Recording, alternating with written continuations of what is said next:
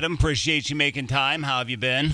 I'm good. How are you? I'm really good, dude. Now, last time we talked, I thought that you were probably at the pinnacle of your career as NXT champion, and probably at the time you thought the same thing as well. Yeah, I mean, by God, I was having the absolute time of my life. Again, I'm really proud of the run I had as NXT champion. Sure. So, yeah, that absolutely was a very special moment for me in my career. Well, sure, but here we are now, even bigger, better, and hanging out with some of your best friends in the Super Elite. AEW, normally Dynamite on Wednesday nights, but normally running tonight. But this weekend, in our backyard at UCF, we're doing it Saturday Night Live. Yes, very, very excited to wrestle or perform or be involved with AEW this Saturday in Orlando, a place I've made my home now for almost 5 years.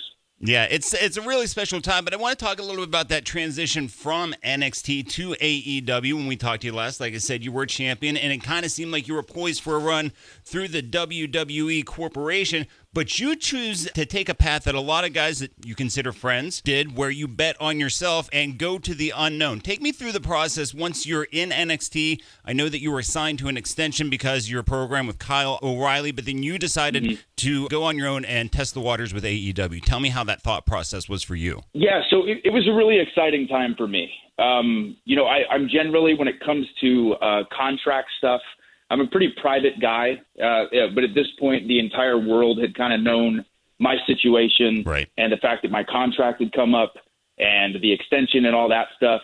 So there was a lot on the table. There was definitely a lot of options for me. I had a wonderful 4 years with WWE, specifically at NXT. Made a lot of friends there. Two mentors being Triple H and Shawn Michaels were nothing but wonderful to me the entire time. But again, I had kept a very close eye on AEW for quite some time. Obviously, with my girlfriend Britt Baker being there, but my very, very close friends, the Young Bucks and Kenny Omega, I'd kind of seen what they were doing. So I was weighing out my options, and I was thinking about the pros and cons of each. But really, honest to God, it's kind of a boring story. But it was like 1 a.m. Britt was fast asleep. I was laying there in the dark and just thinking and weighing out the options. And I was fantasizing and I was imagining about debuting at AEW. And I felt like a 9-year-old kid. Like I got those butterflies in my stomach. My heart started pounding faster. And to me, that was my heart and my body telling me, you know what decision you have to make. You know this is the right one for you. So let's go do it. So that's kind of how I made the decision. Going forward with me, I was so pumped and so excited at the idea of working for AEW. And let me tell you, the past few weeks, they have not disappointed. Not at all. And I talked to a lot of guys over the past few weeks, whether it was Bryan Danielson or I had a chance to catch up with Cody just yesterday. And the fact that the company has now shifted into such a smooth gear at the right time, where we look around the landscape of professional wrestling in the past 2 decades, there's never been a seismic shift like this, and so many people in place ready to take it to a new level for the fans. Absolutely. Again, I think I've talked before about why I think AEW is so special. And aside from the locker room and the mentality, which, everybody has, which is have the best match, cut the best promo, have the best segment, if possible.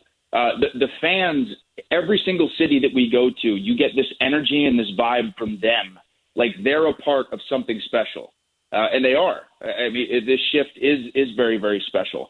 They show up and they want this show to be as awesome and as exciting as humanly possible. They show up and they're ready for AEW to have a killer show. And the locker room and the talent has the exact same mentality. So it's created this such a magical atmosphere with fans screaming at the top of their lungs from start to finish and wrestlers going out and, whether you've been wrestling for a long time and you want to show you can still go, or whether you're a young guy where it's your first time getting national television exposure, it's just this really exciting, passionate atmosphere, not just in the locker room, but out in the audience as well. Well, you talked about Orlando being your home, and this Saturday night, AEW Dynamite live in Orlando, but just north of you and north of us here in Daytona Beach, Jacksonville, kind of the corporate home for AEW. When they made the announcement originally, you talked about the pillars that came out, and those words could have fell hollow, but they've actually stepped up,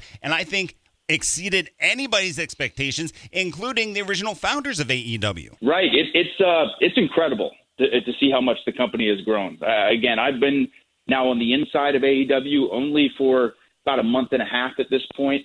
But again, I watched closely, and I watched, again, these super talented guys make this decision with a super passionate Tony Khan, right, and saying, hey, we're going to start this company based on what we believe pro wrestling should be and our mentality on it. And you had a bunch of fans who were ready for that and excited for that. I mean, I knew guys like the Young Bucks and guys like Kenny Omega, when they had, the chance to be on national television every single week here in the States. I mean, I knew they were going to blow up. I knew they were going to do well.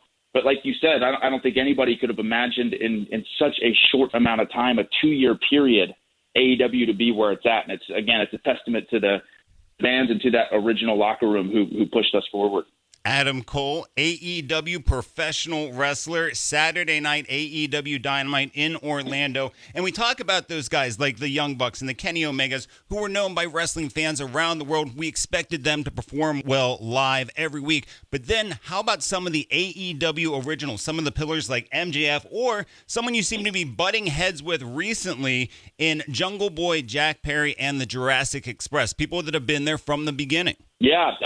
Again, I think one of the reasons AEW has been so successful is you have mainstays, whether that be, longtime television stars or longtime international independent wrestling stars. Right. You had a bunch of guys as well who had never had that chance, never had that real exposure. Guys like MJF, guys like Jungle Boy, Darby Allin, Sammy Guevara. Again, these are young guys who are going to lead AEW for a very, very long time. And it's, to me, when I look at these guys, even though I have my issues with Jungle Boy, I'm always honest, incredibly talented young man. And that's one of the keys there. He's a young man. Same thing with MJF and Darby and Sammy. I mean, these guys are so good at such a young age, and they're having this invaluable experience right now. And on top of that, the fans love them. So I'm excited to see where they're going to be 2, 3, 5 years from now, because I think they're just getting started. Well, absolutely. And the one issue I think we could have with Jungle Boy Jack Perry, who the hell does he think he is wearing a black leather jacket in the ring? I think I've seen another guy do it and carry it off a lot better.